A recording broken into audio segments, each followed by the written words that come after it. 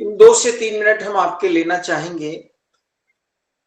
सबसे पहले हम आपको ये बता दें कि एक ये कॉस्मेटोलॉजी और न्यूट्रास्यूटिकल का जो एक हमने डर्मेटोलॉजी पर जो एक मॉलिक्यूलर स्टडी डॉक्टर राहुल फाटे जी का एक जो मिशन और मकसद इसी यूनानी पैरामीटर में चलते हुए हमने क्यों ऐड किया।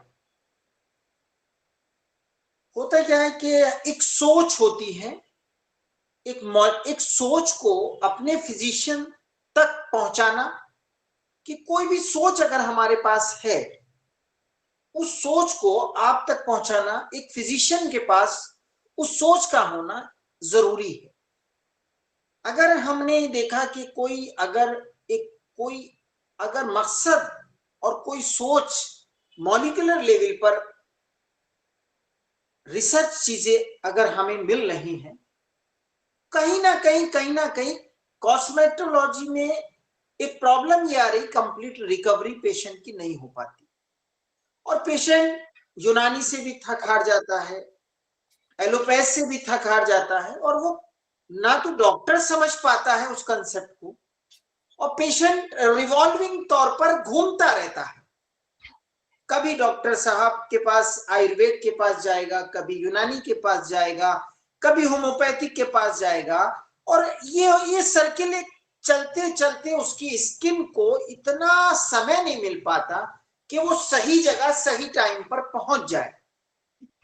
यही चीजें हमने जब कोशिश करते रहे, बहुत परेशान होते रहे, बहुत सी चीजें ऐसी हैं कि कहीं ना कहीं वो सरेंडर होना पड़ता है उसमें अदरपैथी को।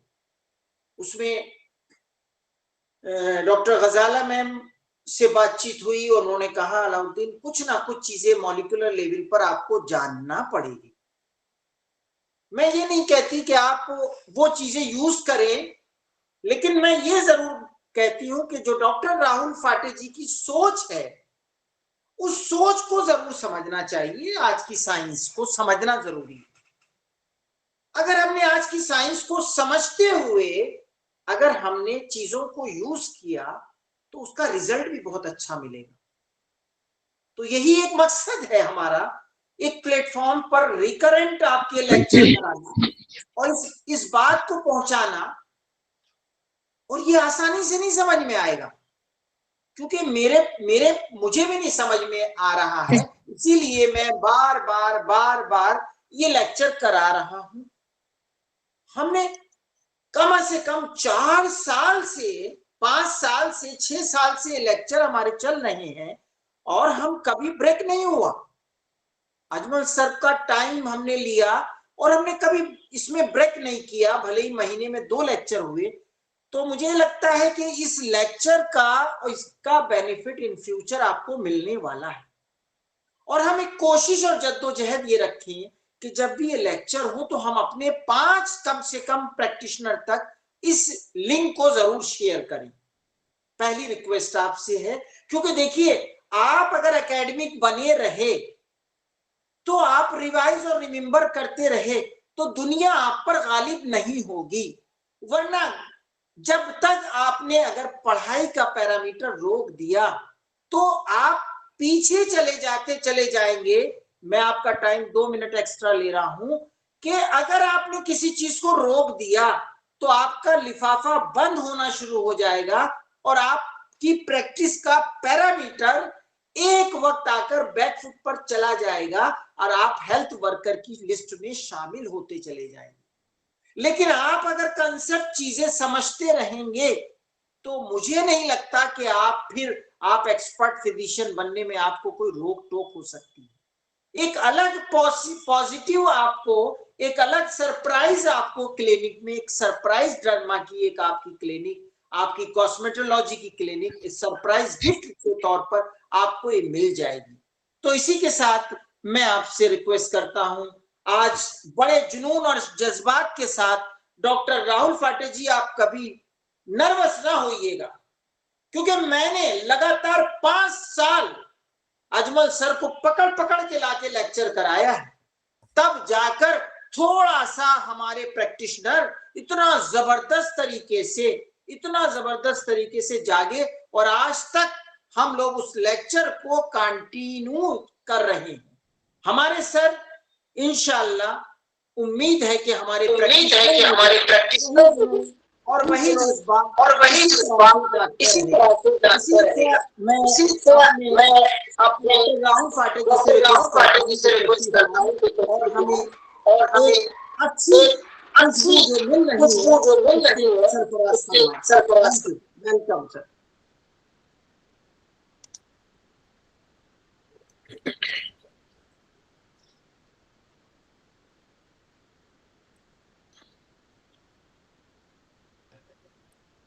डॉक्टर अब्दुल्ला जी साहब कुछ कहना चाह रहे थे? सर बहुत बहुत शुक्रिया।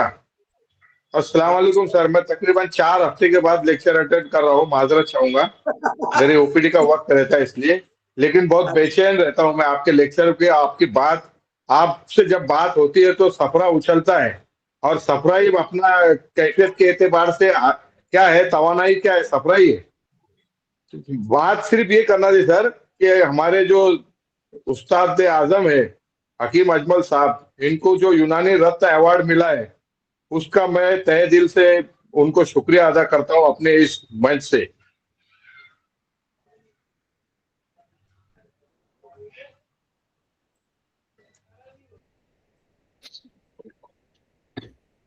नमस्कार, करें आज के प्रोग्राम की शुरुआत।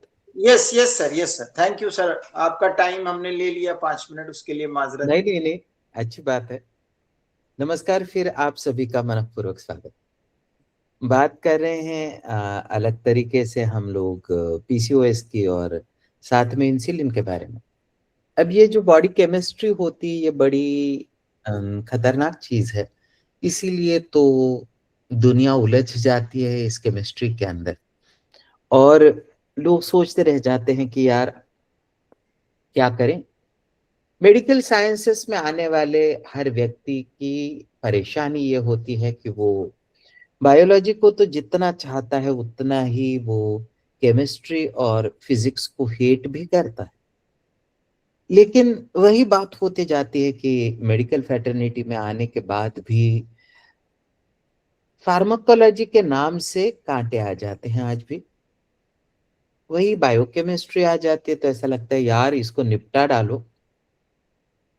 जब वही बायोकेमिस्ट्री, वही साइट्रिक एसिड साइकिल, वही lactic acid cycle, aerobic anaerobic cycles, concepts, ऐसा लगता है यार ये तो बस निपटा डालो, पास हो जाओ, निकल जाओ इससे। और बाद में जैसे जैसे हम लोग आगे बढ़ने लगते हैं तब इन विषयों से हम लोग अभिन्न रहने की कोशिश करते हैं। फार्माकोलॉजी थोड़ी बहुत तो पढ़ने में आ जाती है, लेकिन ज्यादातर तो प्रैक्टिस करते करते हमारे प्रैक्टिशनर्स पढ़ना भूल जाते हैं। फिर तो रोजमर्रा की बात हो जाती है, डायग्नोसिस अनुभव से आने लगता है, और उसके साथ में मेडिकल रिप्रेजेंटेटिव्स आते ही हैं, लिटरेचर देकर जाते हैं। वो भी पढ़ने समय न मिले तो हम लोग मेडिकल रिप्रेजेंटेटिव से ही कुछ चीज़ों की जानकारी ले लेते हैं, और फिर वो प्रैक्टिस का लिहाजा उसी तरह से बढ़ते रहता है।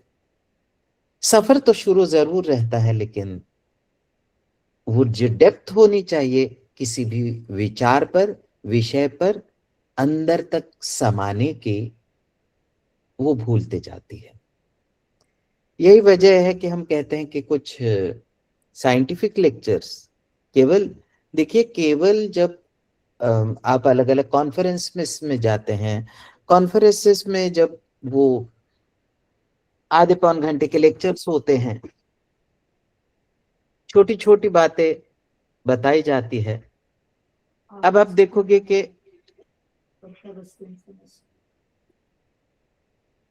अब आप जब देखोगे तो ये महसूस जरूर करोगे कि यार कॉन्फ्रेंसेस होती है, वहां पर अलग अलग चर्चाएं होती है, स्पीकर्स आते हैं, कितना समय होता है रे, एक स्पीकर को 15 मिनट, आधा घंटा, और फिर उसमें छोटी छोटी केस स्टडीज, इन सब चीजों से गुजरते हुए वो बेसिस जो हम लोगों को तैयार कर दे, ऐसा नहीं होता कि वो मेडिकल साइंसेस को पता नहीं है, लेकिन उस डेप्थ तक हर प्रैक्टिशनर पहुंच नहीं पाता, ये हमारी शिकायत होती है। और वहां तक पहुंचने के लिए मॉलिक्यूलर लेवल पर फिर से पढ़ने के लिए, देखिए प्रैक्टिकली तो ऐसा होना चाहिए कि बीच बीच में एनाटॉमी फिजियोलॉजी निकाल कर पढ़ लिया, बीच बीच में फार्माकोलॉजी पढ़ लिया, बीच बीच में बायोकेमिस्ट्री पढ़ ली, माइक्रोबायोलॉजी पढ़ लिया, लेकिन यार ऐसा होता नहीं है। और फिर उसकी जो इन्वॉल्वमेंट है, एप्लीकेशंस है, हम लोग एप्लीकेशन बेस्ड थोड़ा थोड़ा पढ़कर खुद को बस निखारने की कोशिश करते हैं। हम आपसे ये गुजारिश करते हैं कि इस तरह के प्रैक्टिस को थोड़ा सा अगर बदलना है तो आप मॉलिक्यूलर डेप्थ तक पहुंचने की कोशिश करिए। और जब ये मॉलिक्यूल्स को आप समझने लगोगे तो शरीर के अंदर बहता हुआ, आपके खून के अंदर बहता हुआ जो प्लाज्मा है ना, उससे भी आपका परिचय हो जाएगा। जब आप कुछ खाते हैं, कुछ दवा लेते हैं, तो बस एक आपकी आंखें मूंद गई और जो एब्जॉर्ब हुआ वो कहाँ गया, कैसे पहुंचा, कहां कहां पर उसका सफर हुआ और कहां जाकर उसने क्या काम किया, इस चीज का एक नजरिया आपके मन के विचार पटलों पर होना चाहिए, जिसका आज हमें संभ्रम अवस्था में ही उत्तर मिलता है। और इसीलिए आपको फिर से हम लोग वाकिफ कराना चाहते हैं कि किस तरह से ये मॉलिक्यूलर साइंस काम करेगा। और इसीलिए जब हम ग्लाइसेमिक इंडेक्स की बात करते हैं तो ये हम कहते हैं यार सबसे खतरनाक चीज है जिसको हम कहते हैं ग्लाइसेमिक इंडेक्स। देखिए ना, एक सिंपल सा लॉजिक हम आपको बताते हैं, समझाते हैं, और फिर आपको उसमें भी एक गजब का मजा आने लगेगा कि क्या होता है इन चीजों के साथ, किस तरह से काम करते हैं ये ग्लाइसेमिक इंडेक्स के कंसेप्ट, डायबिटीज और कई सारी चीजें जो हमारे शरीर के अंदर बदलाव निर्माण करती है, वो किस तरह से काम करती है। इन सब बातों को जानने के लिए ये लेक्चर्स। और यहां पर आज बात ही चल रही है ग्लाइसेमिक इंडेक्स की। अब देखिए, सिंपल सी बात है, कुछ आपको बताने की जरूरत नहीं है, लेकिन जो भी कुछ हम खाते हैं उसका पहले तो डाइजेशन होता है, यानी कि ब्रेकडाउन।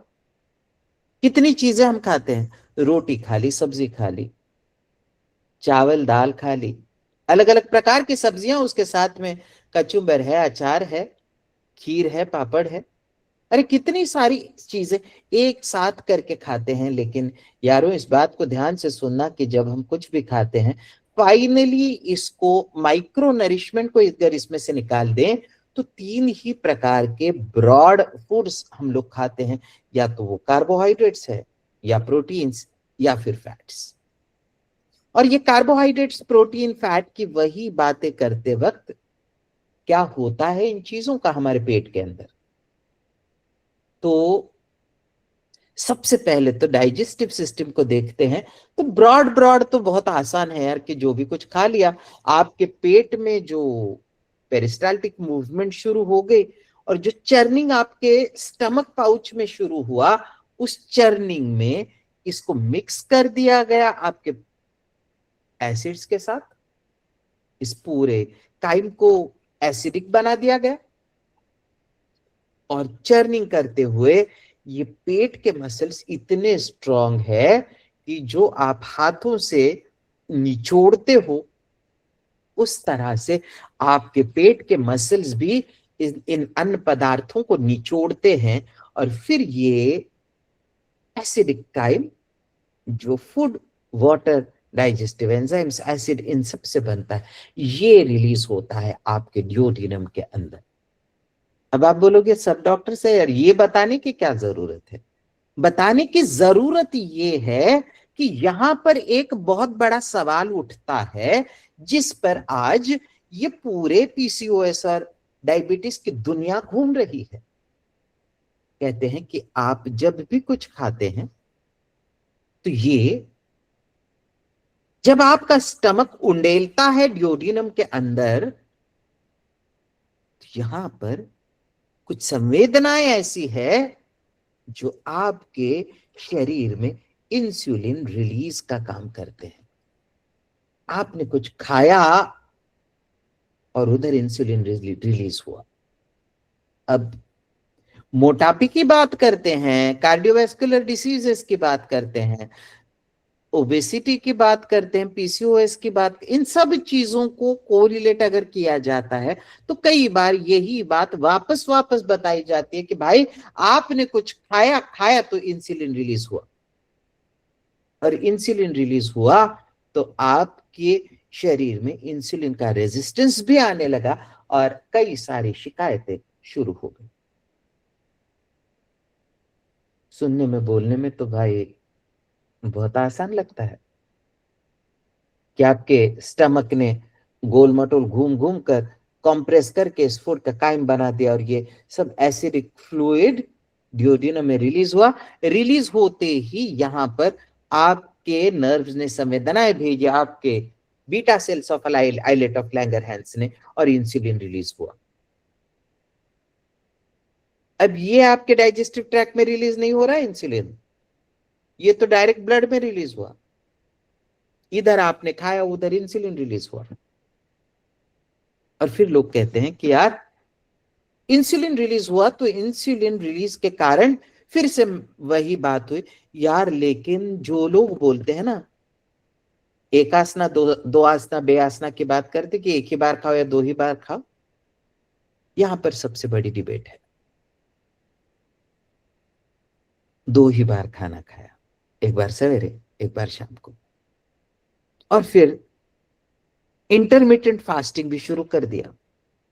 बोले पहला खाना 12 बजे खाया, दूसरा खाना 6 बजे खा लिया शाम को, और 6 बजे से दूसरे दिन 12 बजे तक 1 बजे तक कुछ भी नहीं खाया, न तो चाय पी न तो कुछ खाया, खाली पेट रह गए। यारों इंटरमिटेंट फास्टिंग जब आप करने लगे तो क्यों फैट बर्निंग होने लगा?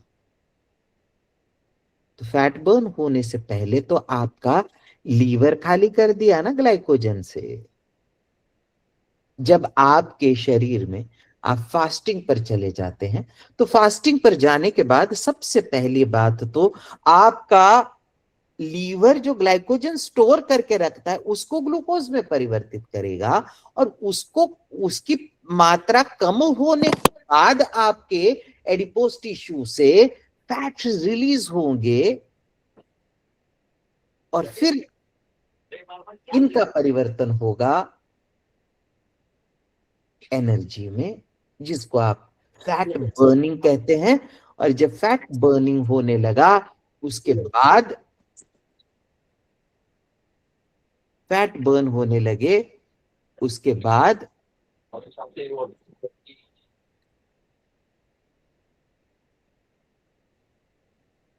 फैट बर्निंग होने लगा उसके बाद आपके वजन में कमी होने लगी। एकदम आसान है ना। देखिए बॉडी केमिस्ट्री से खेलना तो बहुत आसान है यार, आप चाहे जिस तरह से खेल लो, बस बहुत सिंपल सिंपल सी बातें हैं कि बोले 6 बजे से दूसरे दिन 6 बजे तक सवेरे, शाम को कुछ खाया नहीं तो 12 घंटे हो गए, उसके बाद में दोपहर 1 बजे तक कुछ नहीं खाया तो 12 और 7 19 घंटे हो गए यार। 15-16 घंटों के बाद तो ये सब एनर्जी के लिए लीवर को खाली करना भरना ये सब शुरू हो गया, और फिर आपके एडिपोज टिश्यू से फैट निकालना शुरू कर दिया। अब ये एक आध दूसरे दिन की बात है तो ठीक है यार, रोज ही कर डाला आपने ऐसा।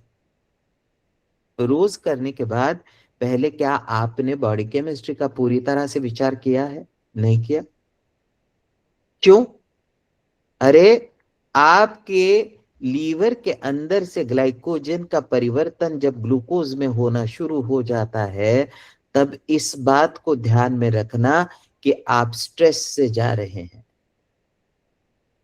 सब बातें करते वक्त हम आपको एक बात बताना चाहते हैं कि जब आप स्ट्रेस की बात करते हैं तो कितने डॉक्टर्स हैं जो स्ट्रेस को प्रॉपरली समझते हैं? क्या होता है स्ट्रेस? What is stress? तो जब आपका ब्रेन उसकी मर्यादाओं से ज्यादा काम करता है, और ये मर्यादाओं से ज्यादा काम करते हुए आपके ब्रेन को सफिशिएंट प्रमाण में, पूरक प्रमाण में जब ऊर्जा, एनर्जी का सप्लाई नहीं होता, तब आपका शरीर स्ट्रेस से गुजरता है। स्ट्रेस की सबसे सरल व्याख्या क्या है? तो कम ऊर्जा में ज्यादा काम जब आपका शरीर करने लगता है, उसको कहते हैं स्ट्रेस, और कुछ नहीं होता। स्ट्रेस की दूसरी व्याख्या ही नहीं है। और इसलिए जब ऐसी परिस्थिति आ जाती है, जब आपके ब्रेन से आप काम तो ज्यादा एक्सट्रैक्ट करा रहे हैं, लेकिन उसे पूरक प्रमाण में ऊर्जा नहीं दे रहे हैं, इसका मतलब यह है कि आपको ये समझना होगा कि आपके ब्रेन को मिलने वाला जो ग्लूकोज है, उसका प्रोपोर्शन कम हो चुका है। इसी को तो स्ट्रेस कहते हैं। आपके ब्रेन को जब कम प्रमाण में ग्लूकोज मिलता है, सफिशिएंट एनर्जी, ऊर्जा नहीं मिल पाती, तो उस कंडीशन को कहते हैं स्ट्रेस।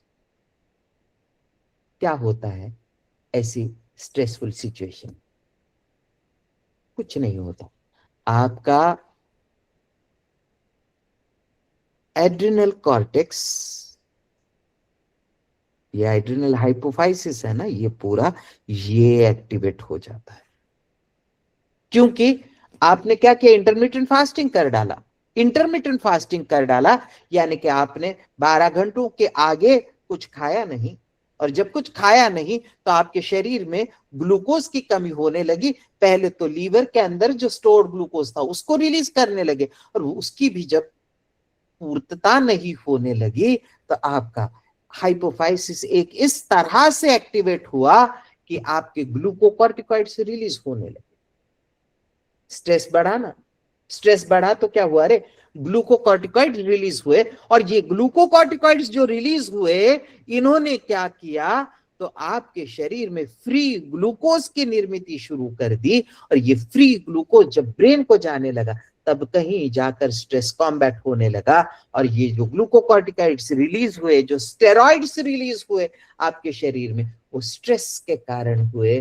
और ये स्ट्रेस क्यों आया? तो सबसे बड़ा तो स्ट्रेस आपने तब आपके ब्रेन के लिए तैयार कर दिया जब आप भूखे रहे। मीठा नहीं खाना चाहिए क्योंकि शुगर बढ़ती है। ए भाई, उस मीठे को थोड़ा सा कंपेंसेट करना, लेकिन अगर सेरोटोनिन का विचार करते हो तो जब तक मीठा नहीं खाओगे, ये सेरोटोनिन तो रिलीज ही नहीं होगा, तो चिड़चिड़ होगी, एग्रेशन होगा।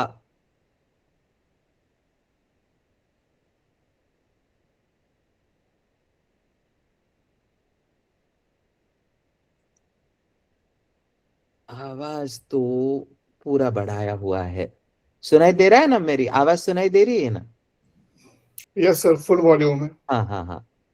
तो बात ऐसी है यार कि देखो, ये जो बात मैंने आज निकाली है इस विषय में, ये इसलिए इतनी इंपॉर्टेंट है कि इस बात पर हम लोग ध्यान ही नहीं देते। बड़े बड़े फिजिशियंस, डॉक्टर्स इस विषय पर जब बात करते हैं तो इंटरमिटेंट फास्टिंग को लोग सपोर्ट करते हैं, जबकि राहुल फाटे की विचार सरणी इसको पूरी तरह से विरोध करती। वजन कम करने के कई सारे माध्यम हो सकते हैं।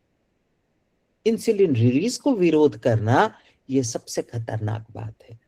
उसकी जरूरत कम करिए ना, लेकिन उसके रिलीज को ब्लॉक मत करिए, क्योंकि आप स्ट्रेस में चले जाते हैं, और स्ट्रेस में जाने के बाद आप चिड़चिड़ करोगे, आप इरिटेटेड रहोगे, आपका ब्रेन डिस्टर्ब्ड रहेगा, उसको सफिशिएंट प्रमाण में एनर्जी नहीं मिलेगी, और ये सब एनालिसिस होगा स्ट्रेस के स्वरूप में, जिसके कारण आपका एड्रिनल कॉर्टेक्स स्टिमुलेट होगा, और एड्रिनल कॉर्टेक्स को स्टिमुलेट करने के बाद ग्लूकोकॉर्टिकॉइड्स, मिनरलोकॉर्टिकॉइड्स और एंड्रोजन्स, इन तीनों चीजों का रिलीज होने लगेगा, जो आपके कुल हेल्थ के लिए भयानक है, खतरनाक है।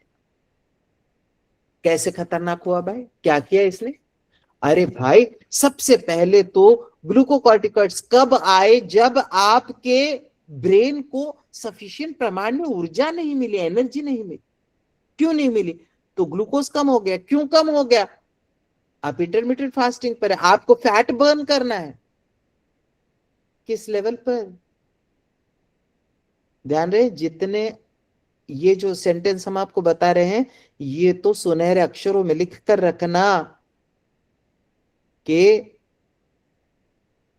लंबे अरसे तक इंटरमिटेंट फास्टिंग करने वाले लोगों को धीरे धीरे अल्जाइमर से गुजरना पड़ेगा। देखिए ना, कुल मिलाकर फॉरगेटफुलनेस, सेनाइल डिमेंशिया, अल्जाइमर्स, अरे कितने ज्यादा हद तक बढ़ रहा है। क्या आप नहीं सोचते कि यहां पर कहीं स्ट्रेस का रोल है? हाँ, बोलते तो पूरी दुनिया चिल्लाती है कि अल्जाइमर स्ट्रेस की वजह से हो रहा है। अरे स्ट्रेस कहां से आया? एंटी स्ट्रेस की बात करते हैं। आपको पता है कि स्ट्रेस कम करने वाली दवाएं कौन सी है? सबसे बढ़िया दवा अगर कुछ है जिसकी वजह से आपका स्ट्रेस कम हो सकता है, तो वो है छोटा सा गुड़ का टुकड़ा, जैगरी। अरे जब आप स्ट्रेसफुल सिचुएशन में हो तो एक छोटा सा गुड़ का टुकड़ा खा लीजिए और देखिए कितना परिवर्तन होता है आपके सेरोटोनिन लेवल में, आपके विचारों में। ये एक केवल हिंदू, मुसलमान, क्रिश्चियन, बौद्ध नहीं, हर धर्म की फिलॉसफी को अगर आप देखते हैं तो एक बात को महसूस करना कि चाहे जब आप त्योहार मनाते हैं तो हिंदुओं में प्रसाद तैयार किया जाता है जो मीठा होता है। रमादान की जब ईद आ जाएगी तो शीरखुरमा जरूर बनेगा। और ये जो भोग चढ़ाया जाता है, ये जो खाया जाता है, ये मीठा खाने के बाद आप देखते हो कि त्योहारों पर मीठा इसलिए बनता है कि मीठा खाने के बाद लोग प्रफुल्लित और आनंदित रहते हैं। हाँ मैडम,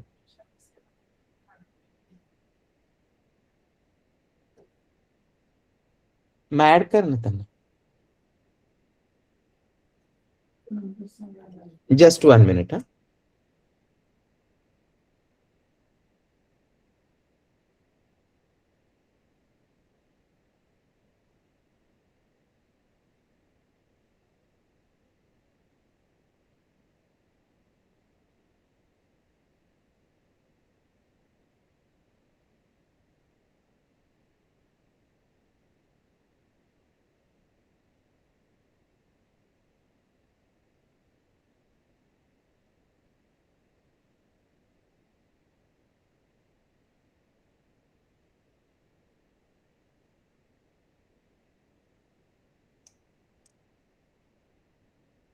तो बात इतनी छोटी सी है, इतनी इंपॉर्टेंट है कि यार जब डाइट की बात कर रहे हैं तो किस हद तक इस विचार को लिया ही नहीं कि उसका हमारे एड्रिनल कॉर्टेक्स पर क्या परिणाम होगा, स्टेरॉइड्स पर क्या परिणाम होगा।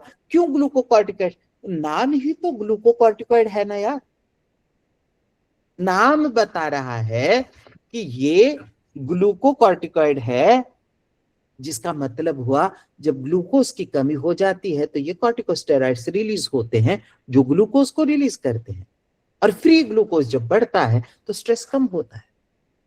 अरे हम लोग जब मरीजों को एक डॉक्टर के तौर पर, बीमार है कोई और स्टेरॉइड्स लिख कर देते हैं, तो आपने देखा होगा कि जो डॉक्टर मरीजों को स्टेरॉइड्स छोटी छोटी चीजों में देते हैं, तो वो स्टेरॉइड्स की वजह से उनके पेशेंट्स का फील गुड फैक्टर बहुत बढ़िया होता है।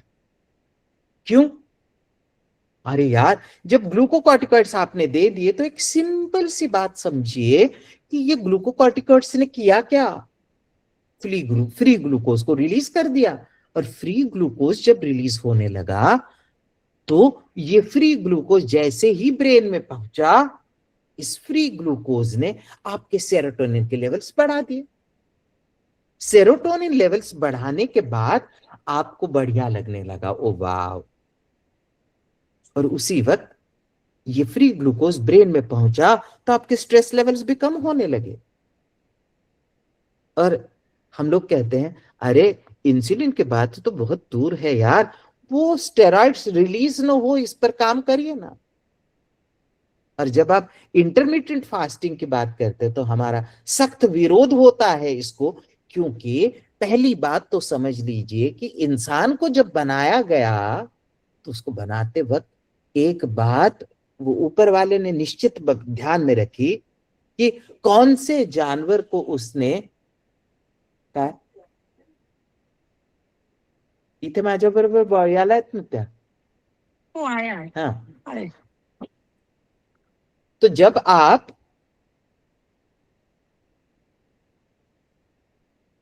मैनेजमेंट की बात करते, वेट मैनेजमेंट की बात करते, तो भाई केवल वेट कम करके आप हार्ट का स्ट्रेस कम करें तो ब्रेन का बढ़ा रहे हैं। मत करिए ना ऐसा, ये सबसे खतरनाक है। बैलेंसिंग सीखिए। और यही बात तो आप जब मेडिटेट करते हैं, ध्यान करते हैं, जब आप किसी चीज पर, देखिए स्पिरिचुअली मेडिटेशन की बात अलग है, और जब हम किसी चीज का अभ्यास करते हैं तो उसको भी हम कहते हैं कि ये मेडिटेशन है। और जब आप अभ्यास के तौर पर सब केमिकल्स को शरीर के देखने की कोशिश करते हैं तो जरूर बात ध्यान में रखिए कि यार एक चीज को करने के लिए आपका शरीर केवल एक दिशा में नहीं, it is a multi dimensional phenomena which happens inside your body. और शरीर को मल्टी डायमेंशनली आप देखने लगे तो आपको महसूस होगा यार कितने सारे फैक्टर्स है, केवल इंसुलिन, केवल इंसुलिन एक तरफा बात। किस इस इंसान नाम के जानवर को उस ऊपर वाले ने जब बनाया तो बनाते वक्त एक बात ध्यान से सुनो कि उसको केवल दिन में एक बार या 2 बार खाने के लिए नहीं बना। गाय, बकरी, भैंस, बंदर, इनको देख लेना, अरे घूमते घूमते दिन भर थोड़ा थोड़ा खाते रहते हैं।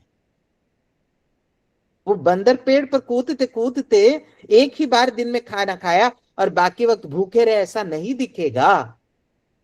और यही तो स्वभाव है इंसान का। और इंसान के स्वभाव को लेकर अगर आप चलते हैं तो आप महसूस करोगे छोटी छोटी मील्स ज्यादा इंपॉर्टेंट होती है।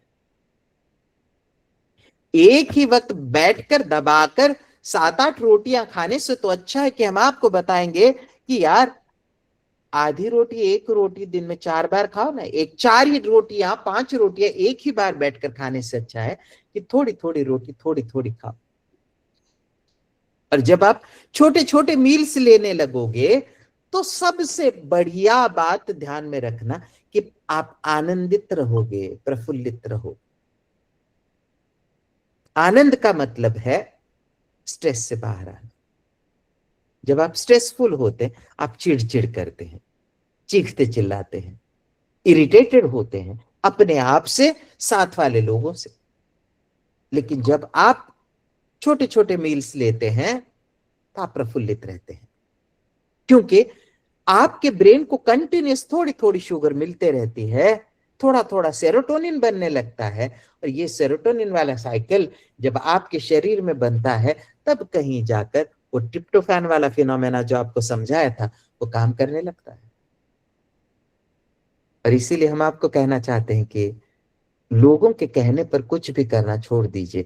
आप सभी तो डॉक्टर है, इन चीजों को जब पढ़ने लगोगे, अभ्यासने लगोगे, और राहुल फाटे के जितने लेक्चर्स होते हैं उसकी तो एक नोटबुक, डायरी बननी चाहिए। नहीं बनी है तो एक जरूर डायरी लेकर आइए जिसको संभाल कर रखिएगा अगले पूरे लाइफ के लिए। और एक एक लेक्चर की ये जो छोटी छोटी नजाकतें हैं इनको अगर आप दर्ज करके रखोगे तो आप उसको कभी भी खोल कर पढ़ लेना, आपको एक माइन्यूट थॉट प्रोसेस मिलेगी। और ये थॉट प्रोसेस आपके लिए बहुत इंपॉर्टेंट होगी।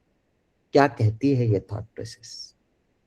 जब आप ग्लाइसेमिक इंडेक्स की बात करते हैं, जब आप खाने की बात करते हैं, वेट रिडक्शन की बात करते हैं, तो हम आपको बताते हैं कि सबसे पहली बात ध्यान में रखना कि वेट रिडक्शन ऐसा हो जो आपके शरीर में स्ट्रेस उत्पन्न न करे। और जब जब छोड़ दीजिए दुनिया को, जब जब आप सोचते हैं कि आप स्ट्रेसफुल है, तो हम आपको एक बात जरूर बताना चाहेंगे कि यार थोड़ा सा मीठा खा लेना। डायबिटिक लोगों ने भी, जी हाँ, आपको डायबिटीज है अगर, तो उसका मतलब ये नहीं है कि आपकी शुगर कंटिन्यूस बढ़ी हुई है। आपकी शुगर कब बढ़ती है? तो एक ही मील जब आप बढ़ा लेते हैं तब आपकी शुगर बढ़ती है। 4 रोटियां, इतना सारा चावल, उसके साथ में मीठा, अरे खतरनाक। क्यों खाया रे? एक वक्त खाते हुए एक कटोरी में कचुम्बर खाए, एक कटोरी में दाल खा ली, एक कटोरी भर के सब्जी खा ली और उसके साथ में एक ही रोटी खाई, तो भाई इतने से मील से तुम्हारी शुगर इतनी ज्यादा तो बढ़ेगी नहीं। फिर थोड़ी देर बाद भूख लगे, फिर से थोड़ा सा खाओ। ये मल्टी मील कंसेप्ट हमारी दृष्टि से आपके ब्रेन को, आपके शरीर को और आपकी कुल सिस्टम्स को मेंटेन करने के लिए, साथ में लीवर को स्ट्रेसफुल अवस्था से निकालकर आपको हेल्दी लाइफ देने के लिए अगर सर्वोत्तम कुछ है तो हम कहते हैं कि आप डिवाइडेड मील्स पर चले जाइए। थोड़ा सा एक वक्त खाइए, और जब आप थोड़ा थोड़ा खाने लगते हैं तो ग्लूकोज के पीक्स नहीं आते, और जब ग्लूकोज के हेवी पीक्स नहीं आते तब कहीं जाकर आप इंसुलिन को बैलेंस कर पाते हो। भाई इंसुलिन रेजिस्टेंस क्यों आता है? तो बड़े ग्लूकोज स्पाइक्स के कारण इंसुलिन रेजिस्टेंस आता है। ये एक सेंटेंस जो हम बता रहे हैं, इसको तो बहुत ध्यानपूर्वक नोट करके रखिए। बड़ी मील्स और ग्लूकोज स्पाइक्स इंसुलिन रेजिस्टेंस पैदा करते हैं। छोटी मील्स और लो ग्लाइसेमिक फूड ग्लूकोज स्पाइक्स नहीं तैयार करते, और जो भी इंसुलिन आपके शरीर में आता है उसका पूरक मात्रा में उपयोग होने लगता है। और हम तो कहते हैं कि वो अगर अच्छी हेल्थ का कुछ राज है तो यही है कि मीठे से परहेज कभी मत करना। जरूर खाइए, लेकिन सीमित खाइए, थोड़ा खाइए, बहुत ज्यादा मत खाइए। ईद के दिन एक बड़ा बोल भर के अगर आप शीरकुरमा खा रहे हैं बहुत सारे मीठे के साथ में, तो उसको जरूर रेस्ट्रिक्ट करिए। एक छोटी कटोरी में खा लिया, बस हो गया। और जब आप मीठा खा रहे हैं तो उसके साथ में दाल, रोटी, चावल, ये पूरा खाना मत खाइए। जब खाना खा रहे हैं तो मीठा मत खाइए, मीठा खा रहे हैं तो खाना मत खाइए। और आप देखोगे कि जब इस तरह से आप डिवाइडेड मील्स पर पहुंचने लगोगे तो अरे आनंदित भी रहोगे, प्रफुल्लित भी रहोगे, स्ट्रेस भी कम होगा, ब्रेन भी हेल्दी, हार्ट भी हेल्दी, लीवर भी हेल्दी, और क्या चाहिए। और इसके लिए हम आपको बताते हैं कि कुछ नियमों का पालन बहुत जरूरी है जब आप इंसुलिन रेजिस्टेंस की बात करते हैं। और हम आपको इस बारे में सबसे पहले बताना चाहेंगे कि जब इंसुलिन रेजिस्टेंस की बात होती है, ये खतरनाक इंसुलिन को अगर मैनेज करना है तो छोटी छोटी बात ध्यान में रखिए। पहली बात, खाओगे तो पीना मत, पियोगे तो खाना मत। ये छोटी छोटी चीजें जरूर दर्ज करा कर रखिए, बहुत मजा आएगा आप लोगों को। खाओगे तो पीना मत, पियोगे तो खाना मत, यानी कि खाते वक्त पानी मत पीना बहुत सारा। एक काम करके देखना, कभी बचा हुआ खाना है ना, एक पॉलिथीन की थैली में डाल देना और उसमें एक 4 गिलास पानी डाल देना और नॉब बांध देना। वो जो पॉलिथीन की थैली तैयार होगी ना खाना और पानी से भरी हुई, वैसा आपका स्टमक हो जाता है यार। खाने के साथ जब बहुत सारा पानी चला जाता है, एक तो एंजाइमेटिक डाइल्यूशन है, दूसरी बात ये स्टमक का पाउच जब ढीला बड़ा हो जाता है तो अब आप मॉन्जेरो वगैरह की बात कर रहे हैं, जीएलपी फैक्टर्स की, अरे ये खाने के बाद पानी बहुत ज्यादा पियोगे तो इसको आप नियंत्रित नहीं रख पाओगे। तो सिंपल लॉजिक क्या है? खाओगे तो पीना मत, पियोगे तो खाना मत। खाने के बाद पानी पीना मत, आधे घंटे का जरूर गैप दे देना, आइडियली तो 45 मिनट्स होना चाहिए। और 45 मिनट्स बाद बढ़िया ग्लास 1.5 ग्लास पानी पीजिए। और फिर वही बात हम आपको फिर से बताना चाहते हैं कि बोतल भर के पानी एक साथ मत पीना, एक एक ग्लास पीते रहो ना। Divide your meals into small portions of liquids and small portions of solids, which are not intermingling, which are not to be taken together. And this will definitely create the smaller volume of your stomach, which helps maintaining the homeostasis of your digestive tract and gastrointestinal system. कितना important है इसको ठीक से समझिए कि जब आपके पेट में छोटे छोटे मील्स जाते हैं, अब शुगर स्पाइक्स कहां से आएंगे यार? एक आध को सीवियर डायबिटीज है, उसकी शुगर बढ़ती है, और 2 रोटी चावल कुछ तो नहीं खाया यार, 2 रोटी चावल, अरे इतना सारे एक साथ क्यों खाया रे? सब्जी कितनी खाई? तो बोले इतनी सी खाई। कचुम्बर क्या था? बोले कुछ नहीं था। साथ में क्या दाल वाल खाई क्या? रे नहीं। बोले बस रोटियां दबाकर खाई, थोड़ी सी सब्जी। अरे यही तो सबसे बड़ी गलती कर डाली। अगर आपको डायबिटीज पीसीओएस से निकलना है तो हम तो कहते हैं कि वो सबसे पहली बात क्या करिए, तो जब आप खाना खाते हैं तो उसके 15 मिनट पूर्व हम जो बोलते हैं ना फाइबर प्राश की बात, वो इसलिए इतनी इंपॉर्टेंट है यार कि ये फाइबर्स पेट में जाने के बाद ही आपके चयापचय यानी कि डाइजेशन के साथ में जो ग्लूकोज स्पाइक आते हैं उस पर सबसे बड़ा काम होना चाहिए। वहीं पर काम नहीं होता है। फिर एक ही बार बोले बैठ के खा लो, कितना खाने जितना खाओ। अबे ग्लूकोज स्पाइक्स कितने चढ़ गए, फिर से इंसुलिन रेजिस्टेंस को आमंत्रित कर डाला आपने। मत करिए। दोनों वक्त खाने से पहले 1 स्कूप फाइबर ब्रश पानी में डालकर पी जाओ। ध्यान रखना, उसको पीने के इमीडिएट बाद खाना नहीं खाना है, 15 मिनट के गैप चाहिए। और ये 15 मिनट के गैप के बाद 15 मिनट के गैप के बाद जब आप जस्ट 1 मिनट,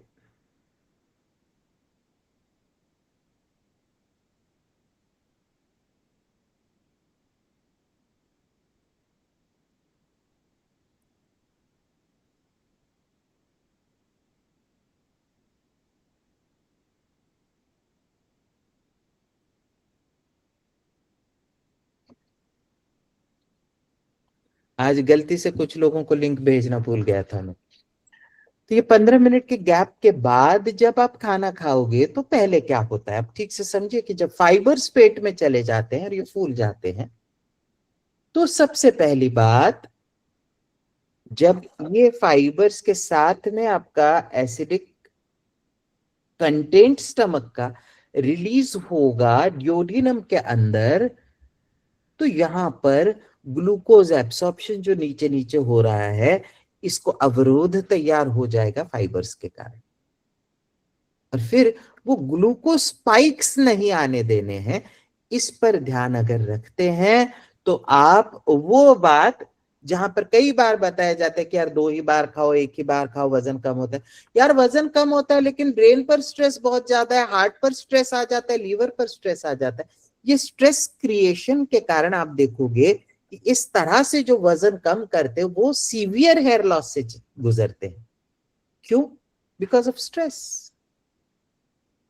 केवल माइक्रो सप्लीमेंटेशन आपने दिया और ये स्ट्रेस कम हो गया, बाल झड़े नहीं, ऐसा नहीं होता।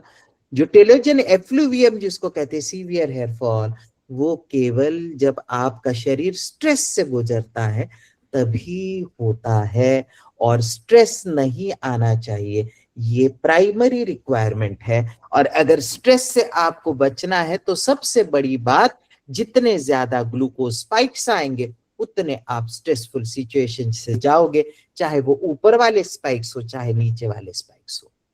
यानी ग्लूकोज कम होना और ग्लूकोज बढ़ना, उसको नियंत्रित रखना अगर है और इंसुलिन रेजिस्टेंस को कम करना है, तो इंसुलिन रेजिस्टेंस कम करने के लिए केवल 2 बार खाकर नहीं होगा, केवल इंसुलिन रिलीज को आप ब्लॉक करोगे उससे भी नहीं होगा। तो आपको दिन भर जरूरत होती है थोड़े थोड़े ग्लूकोज की। हेल्दी लिविंग की जब बात होती है तो पहले ब्रेन का विचार करेंगे, सबसे इंपॉर्टेंट ब्रेन है, बाद में हार्ट है, बाद में लिवर है।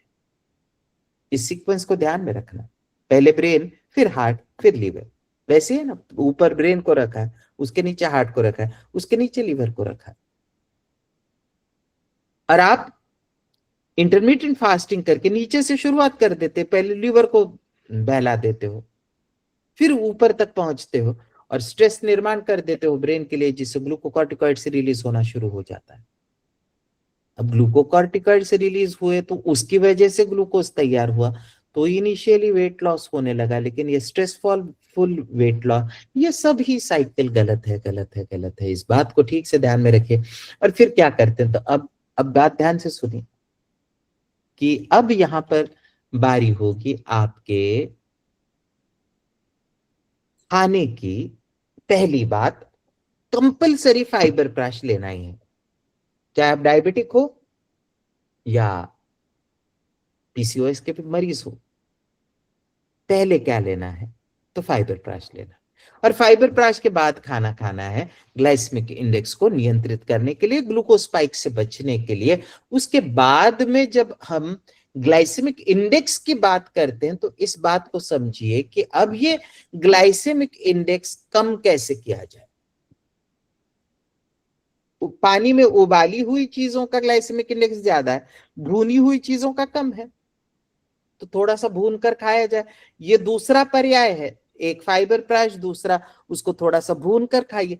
तीसरी बात, क्या करने से ग्लाइसेमिक इंडेक्स में चेंजेस आएंगे, ग्लूकोज स्पाइक्स नहीं आएंगे। ग्लूकोज अगर रैपिडली एब्जॉर्ब नहीं हुआ तो स्पाइक्स नहीं आएंगे। क्यों नहीं होगा रैपिडली एब्जॉर्ब? पहला फाइबर प्राश, दूसरा पदार्थों को भूनकर फिर खाया जाए, तीसरी बात भूनना भी बहुत ज्यादा नहीं है, तीसरी बात डिवाइडेड मील्स हो, चौथी बात अगर आपके खाने में योग्य प्रमाण में अगर आर्जिनिन है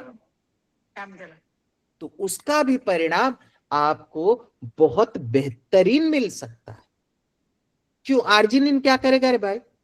अरे आर्जिनिन आप जानते हैं NO2 जनरेटर है, और ये NO2 जनरेटर न जो माइक्रो सर्कुलेशन को इंप्रूव करने का काम करता है।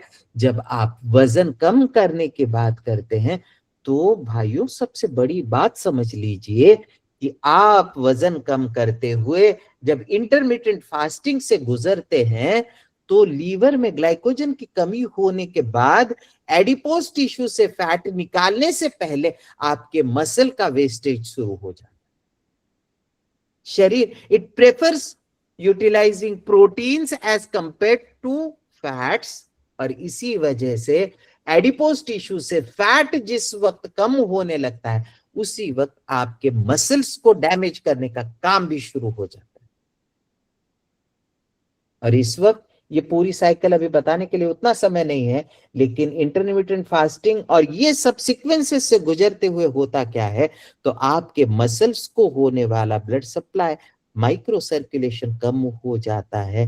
और इसलिए जब आप वजन नियंत्रित करना चाहते हैं, जब आप डायबिटीज को कंट्रोल करना चाहते हैं, जब आप पीसीओएस को कंट्रोल करना चाहते हैं, जब आप इनफर्टिलिटी के केसेस को ट्रीट करना चाहते हैं, तो हम कहते हैं कि हमारा जो L-आर्जिनिन प्लस है, ये कैप्सूल्स सही माने में दिन में 2 बार तो लेनी ही चाहिए। केवल मेटाबॉलिज्म बूस्टर्स करके कैफीन खिलाते गए, कैफीन, अरे रुको यार, वो ब्रेन पहले ही स्ट्रेसफुल सिचुएशन में, उसको और कैफीन देकर उत्तेजित कर रहे हो। क्यों नहीं समझते भाई? दुनिया भर के लोग डाइट के साथ में कॉफी पिलाकर हमारे मरीजों को और ज्यादा स्ट्रेसफुल अवस्था में डाल देते। क्यों? वाई? क्योंकि विचार एक ही दिशा में शुरू है, होलिस्टिक विचार ही नहीं हो रहा। और होलिस्टिक विचार जब तक नहीं होता तब तक आप काम ही कैसे कर पा रहे हो? चाहते तो हम थे कि आपको ग्लाइसेमिक इंडेक्स पढ़ाए, अलग अलग पदार्थों का ग्लाइसेमिक इंडेक्स बता दे। अरे बताने में क्या लगता है, वो तो गूगल भी बता देगा। लेकिन मैं मेरी तरीके से आपको ग्लाइसेमिक इंडेक्स पढ़ाने वाला हूं। पहले ये तो समझो कि आप पहली बात इंटरमिटेंट फास्टिंग नहीं करोगे, दूसरा छोटी छोटी मील्स लोगे, तीसरा सवेरे के यानी दोपहर के और रात के खाने से पहले फाइबर प्राश जरूर लोगे, पांचवा अगर आपको सही में डायबिटीज से बचना है तो जहां तक हुई चीजों को कम कर दोगे। यानी सब्जी बनानी है तो पहले छौंक लगाइए तेल में, उसमें सब्जियों को फ्राई कर लीजिए, फिर पानी डालिए। और जब आपको डायबिटीज और कई प्रकार की तकलीफों से बचना है तो प्रेशर कुकर का उपयोग कम कर दीजिए। सब चीजें एक साथ पानी में डाल दिए, उबाल दिए, ग्लाइसेमिक इंडेक्स बढ़ा दिया यारों, दपादप ग्लूकोज बढ़ता है। चावल भी खाना है तो एक बर्तन में पानी डालकर उबाल लीजिए, उसको स्ट्रेन कर लीजिए, पानी निकाल दीजिए, सोल्यूबल स्टार्च निकल जाएगा। उसके बाद उस राइस को एक स्टीम लेकर फिर खाना शुरू कर दीजिए। और उससे भी बढ़िया बात बताते हैं, आलू भी खाना है, चावल भी खाना है तो यार थोड़ा सा तेल लेकर पहले चावल फ्राई कर लेना और फिर उसमें पानी डाल के पकाना। अरे जलाना मत उसको, हल्का सा फ्राई करना। आप देखोगे कि इस तरह से ग्लाइसेमिक इंडेक्स कंट्रोल में आता है, क्योंकि ग्लूकोज रिलीजिंग उसका धीरे हो जाता है। और फिर इन सब चीजों के साथ क्या करेंगे, फाइबर प्राश 2 खानों से पहले सुबह शाम L-arginine प्लस, जो इसके बारे में तो कभी किसी ने विचार ही नहीं किया कि what will be the role of L-arginine plus capsules in process of weight reduction, fertility, infertility के cases, PCOS, blood pressure, cardiovascular problem and stress.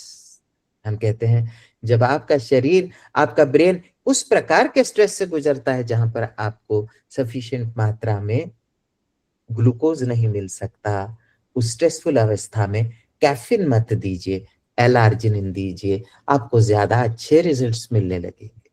Caffeine पिलाओगे तो हार्ट रेट बढ़ेगा, ब्रेन को ज्यादा उत्तेजना मिलेगी।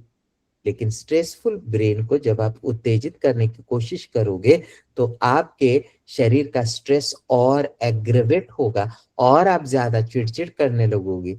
और यही वजह है कि जिन लोगों को वेट रिडक्शन के लिए कॉफी पिलाते रहते हो, तब आप उनको महसूस करोगे कि यार ये तो बहुत चिड़चिड़ कर रहे हैं। तो आज के लेक्चर में सबसे बड़ी बात क्या है, तो फिर वापस हम आपको बताना चाहते हैं कि इंटरमिटेंट फास्टिंग बिल्कुल नहीं करना चाहिए। You are taking your brain towards stress and Alzheimer's. दूसरी बात, जब आपको खाना है तो छोटी छोटी मील्स खाइए। तीसरी बात, जब भी आपको स्ट्रेसफुल लगता है एक छोटा सा गुड़ का टुकड़ा खा लीजिए, गुड़ ही, शक्कर नहीं। चौथी बात, जब आप वजन कम करना चाहते हैं तो छोटी छोटी मील्स के जरिए करिए। मरीजों को, अपने पेशेंट्स को एक बात जरूर बताना कि यार एक साथ खाना मत खा, दिन भर थोड़ा थोड़ा खा। जब भी आप खाना खाते हैं तो आपके कार्बोहाइड्रेट्स को जरूर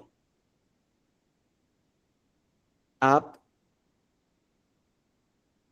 थोड़े से फैट्स के साथ मिलाकर खाइए।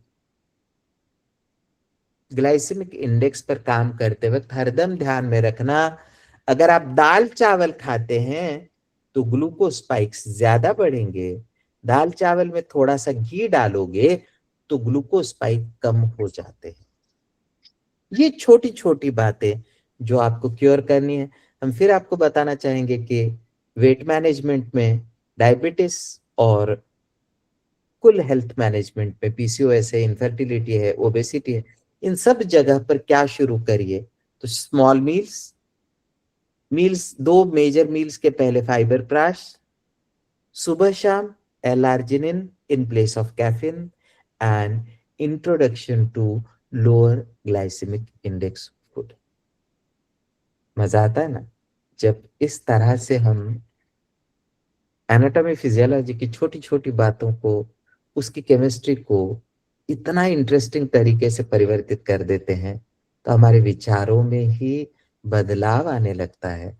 और लोग कुछ भी जब बताते हैं तो हमारी थॉट प्रोसेस हमको बताते नहीं यार ये तो गुमराह कर रहे हैं हमको राइट साइंटिफिक तरीके से। तो साइंटिफिकली जाएंगे और बहुत बढ़िया काम कर सकेंगे। हम कहते हैं इस ट्रैक पर चलकर अगर प्रैक्टिस शुरू कर दोगे तो आप महसूस करोगे कि ये सब अनबीटेबल है, राइट। 11 बज गए हैं तो रुकते भी हैं आज। अगले बुधवार के लिए और बहुत बढ़िया माइक्रो साइंस को लेकर चलेंगे, है ना अलादीन?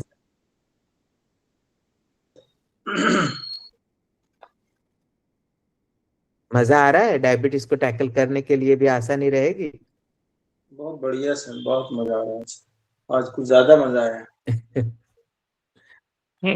तो आप में से किसी की सवाल है तो जरूर पूछिए। सर आप इससे पहले बोले थे कि ये coffee and coconut oil less morning, तो फिर ये नहीं सुनिए ना, उसको लीजिए जरूर, लेकिन इंटरमीडिएट फास्टिंग पर है तो बिल्कुल मत लेना।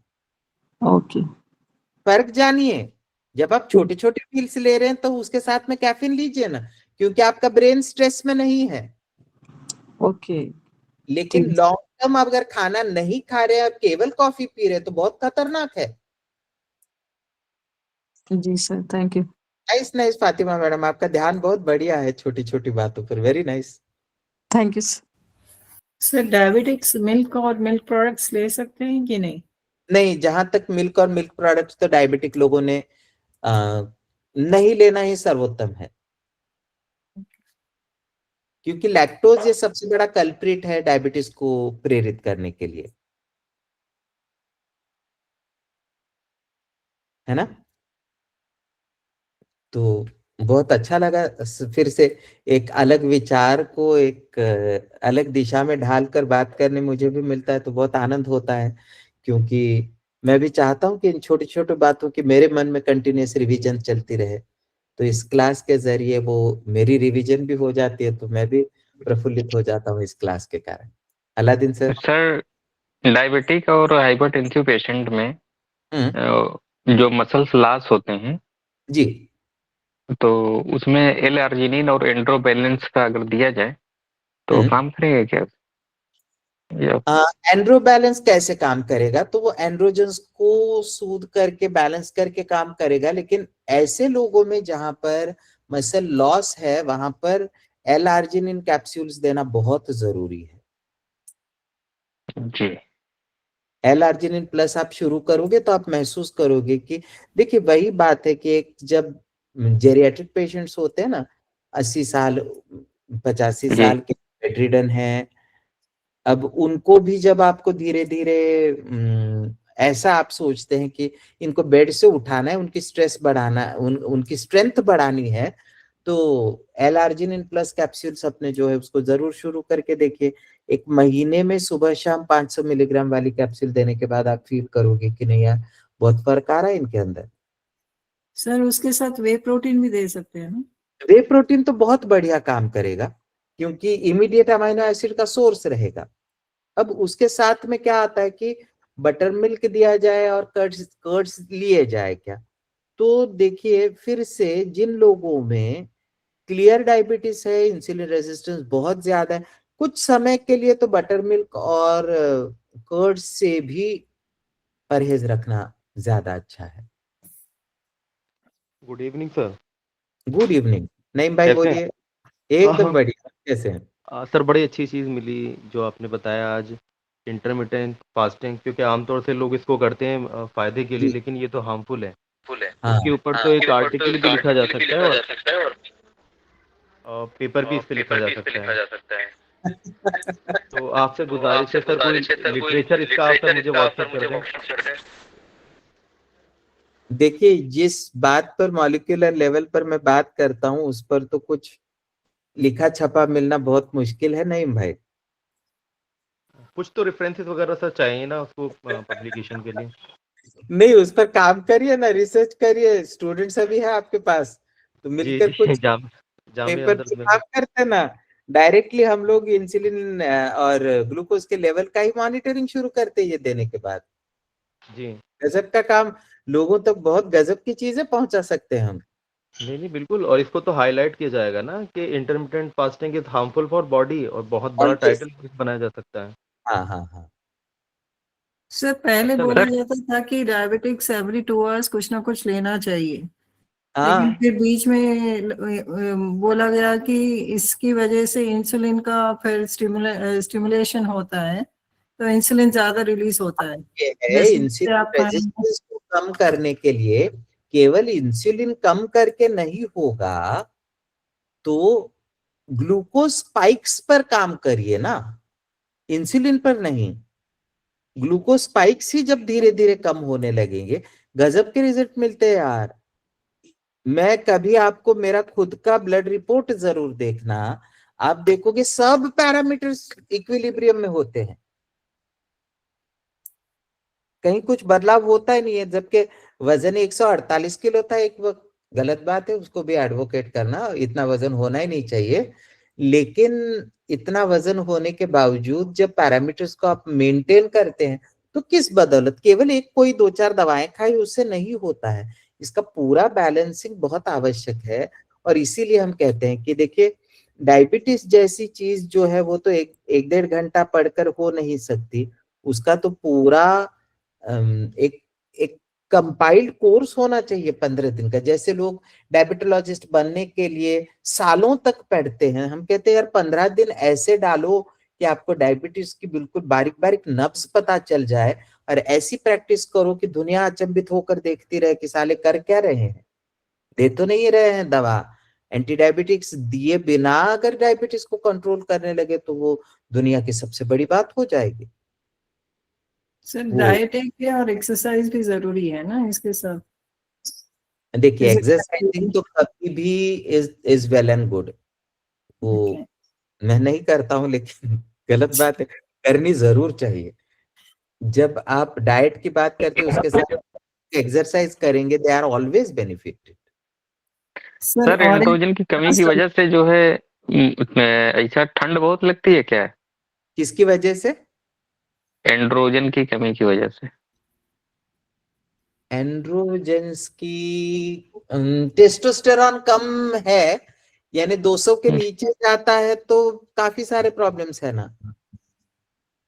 नहीं, ठंड ज्यादा लगना ये क्या है, कहाँ से इसको फॉल्ट की मतलब पकड़ा जाए कि बहुत ठंड लगती है और लोगों को नहीं लगती? एनर्जी जनरेट नहीं हो रही तो ठंड ज्यादा लगेगी। जी जी जी। एलर्जिनिन खिलाओ ना उनको। हम्म। सर ये एलार्जिनाइन बिफोर मील अपने या लिए आफ्टर पूछ रहे थे मील? सर। नहीं, एलर्जिनिन आप बिफोर मील आफ्टर मील कभी भी लीजिए, कोई फर्क नहीं पड़ता। ओके। ओके। सर ये फेशियल हेड्स के लिए क्या देना चाहिए, जो पीसीओएस है या without PCOS? Laser. Lasers permanent नहीं होता ना सर? नहीं, लेजर से होता है ना, काले बाल अगर है तो निश्चित कम होते हैं। ओके, तो ये हार्मोन्स बैलेंस करने पर फिर नहीं होगा सर वो? नहीं, हॉर्मोन्स बैलेंस करने पर और बढ़ेंगे नहीं, नए आएंगे नहीं, लेकिन जो ऑलरेडी है उसका क्या करेंगे? जी जी जी, जो निकाल कर फिर हार्मोन्स बैलेंस करना है। जी जी जी, तो then it will give very good results. Okay thank है ना? तो nice, it was very good discussion today, thanks a sir lot. Sir sir हाँ क्या जी, मिल्क प्रोडक्ट सारे ही बंद करने चाहिए या दही खा सकते हैं? दही नहीं खाना चाहिए, पनीर खा सकते हैं। पनीर। पनीर और घी छोड़कर बाकी बंद करना होगा। बहुत थैंक यू सर। जी जी। सर नमस्ते। नमस्ते नमस्ते सर यास्मीन। आपने कहा कि जैसे नाश्ते के लिए हम लोग मूंग, काला चना वगैरह पानी में डाल के रखते हैं, फिर सवेरे नाश्ते में देते हैं। आपने कहा पानी में डालने से ग्लाइसेमिक इंडेक्स नहीं बढ़ता है, नहीं नहीं, तो चने को अगर पीस कर पानी में डालकर उसको उबालोगे तो बढ़ेगा। अच्छा, वैसे हम लोग रात में भिगा के फिर सवेरे दे सकते हैं। हाँ तो वैसा तो खाना ही पड़ेगा, कच्चा चना तो खा नहीं सकते। जी जी, क्योंकि सर उसको उबालेंगे भी तो कुकर में पानी में, तो उससे हाँ भी बढ़ेगा क्या सर? लेकिन वो चने पूरे जब उबालोगे तो नहीं होगा, उसका बेसन बनाकर फिर उबालोगे तो ग्लाइसेमिक इंडेक्स बढ़ जाएगा। जी, क्योंकि सर डायबिटीज वालों को इसके अलावा कुछ देने के लिए है ही नहीं नाश्ते में, तो नहीं नहीं, इसको बहुत इसे सारी चीजें अभी आएगा ना अगले लेक्चर में। जी जी सर जी। और सर एक आपके प्रोडक्ट हमें एमपी में कैसे मिले? इंदौर में मैंने पिछली बार भी पूछा था। अरे तो आपका नंबर नहीं लग रहा था मैडम, आपका वापस नंबर बोलिए तो। अच्छा सर, मेरा नंबर 9826 78640 7 ना, जी 786 9826 78640 77 है सर बीच में। जी। बोलते हैं विकास सर आपसे बात करेंगे कल, जी है ना। जी, thank you sir, thank you. जी तो चलिए आज यहीं पे रुकते हैं, मिलते हैं ठीक है सर, है थैंक ना you sir, sir. Over to Aladdin sir. Thank बहुत थैंक बहुत यू सर। शुक्रिया सर। अलादीन सर, मेरे में कुछ फर्क दिख रहा है कि नहीं आपको? हाँ सर, बहुत फर्क दिख रहा। मैं कुछ कहने वाला था पर नजर ना लगे। मैं भी पूछने ही वाला था सर आपको। हाँ माशाल्लाह, आप जब तक जुड़े रहेंगे तो हम लोगों से और दुबले हो जाएंगे। ये हमारी एक कैफियत है ना कि जिसके हम लोग चर्बी थोड़ा सा सफरा कम करते रहते हैं। एक सर, एक रिक्वेस्ट ये थी कि जो आपने आज ये बताया ना लो ग्लाइसेमिक इंडेक्स के लिए क्या क्या फार्मूले हैं, एक छोटा सा चार्ट कलर्ड में बनाकर थोड़ा सा आप अपना नीचे अगला पूरा लिखिए। लेक्चर उस पर है हाँ हाँ, और तो उसके जैसे बाद काट देता हूँ। छोटे छोटे स्पाइक इस तरह के चार्ट के रहेंगे तो वो दिमाग में एक घूमते भी रहेंगे और सामने एक हम लोग टेबल पे लगा भी लेंगे। अगले लेक्चर में देता हूँ। हाँ हाँ, थोड़ा सा ये मिल जाएगा तो बहुत अच्छा रहेगा। और 63 जो पार्टिसिपेंट हैं इस वक्त हमारे 70, और आज 100 के नियर अबाउट घूमते रहे और काफी अच्छा माहौल बना रहा। तो लेकिन अब ये रिक्वेस्ट है कि भाई देखो, अब 100 रुपीज जो है वो जरूर शेयर कर दिया कीजिए, थोड़ा सा इसका क्लास का महिमा बनी रहे तो अच्छा रहता है। तो बहुत ही हम लोग रिकॉर्डिंग भी देते हैं, लेकिन हम लोग चाहते ही हैं कि ये चीजें कंटिन्यू बनी रहें। और सर का जो भी प्रोडक्ट से रिलेटेड कोई भी चीज अगर आपको नहीं मिल रही कहीं पर भी, तो डॉक्टर अलाउद्दीन का नंबर ऐसा है, किसी का मिले ना मिले लेकिन हमारा नंबर जरूर मिलेगा, ये फैक्ट है। और 24 आवर्स ऑन है। हिंदुस्तान के किसी भी कोने में अगर डॉक्टर राहुल फाटे जी की दवा नहीं मिल पा रही या कॉस्मेटिक न्यूट्रास्यूटिकल, तो आप हमारे नंबर पर बिना झिझक कॉल कर सकते हैं। और ये कॉन्फिडेंस है हमें कि हम इंशाल्लाह हम नासिक से आपके यहाँ पहुंचा देंगे कोई भी किसी भी मेडिसिन। तो ये तो रहा मेडिसिन से ताल्लुक। कोई भी किसी चीज से रिलेटेड, अगर आपकी स्किन से रिलेटेड चीजें अभी थोड़ा थोड़ा समझ में नहीं आ पा रही प्रोडक्ट रिलेटेड, तो हम उस पर भी एक प्रोडक्ट रिलेटेड सर का एक लेक्चर कराएंगे, जिससे कि प्रोडक्ट के बारे में डीप चीजें सर आपको बता सकें। वो सिर्फ प्रोडक्ट रिलेटेड चीजें होंगी। तो उसमें जो हमारे प्राइमरी लोग जुड़े हुए हैं, मतलब जो हमारे फाउंडर मेंबर हैं, हाँ हाँ, उन लोगों के लिए, क्योंकि अगर नए मेंबर को ये बताएंगे तो वो शायद उसको अदरवाइज ले लेंगे। तो मैं जो हमारे फाउंडर मेंबर हैं उन लोगों के लिए हम ये क्लास अरेंज करेंगे। और ये क्लास हम 2-4 दिन में ही इसको सर से मशवरा कर जब भी सर के पास टाइम होगा तो दोपहर का टाइम रखेंगे 2 से 3 का। जरूर। तो उसमें प्रोडक्ट रिलेटेड चीजें जो बहुत ज्यादा ना होकर, जैसे मेरे हेयर फॉल ब्राउन हो रहे हैं तो मुझे ब्लैक कैसे हो नेचुरली तरीके से, तो 2-4 चीजें हम ऐसी हों कि सर शुरुआत में हमारे 2 से शुरू करें। तो उसमें हम चाहेंगे कि पूरा धीरे 1 बाय 1, क्योंकि हिकमत अमली इस चीज की है कि हम एक प्रोडक्ट से भी शुरू करेंगे तो रिजल्ट मिलेगा हमें, फिर बाद में 1 बाय 1 हम चीजें शुरू करेंगे तो पेशेंट हमारे गिरफ्त में आएगा।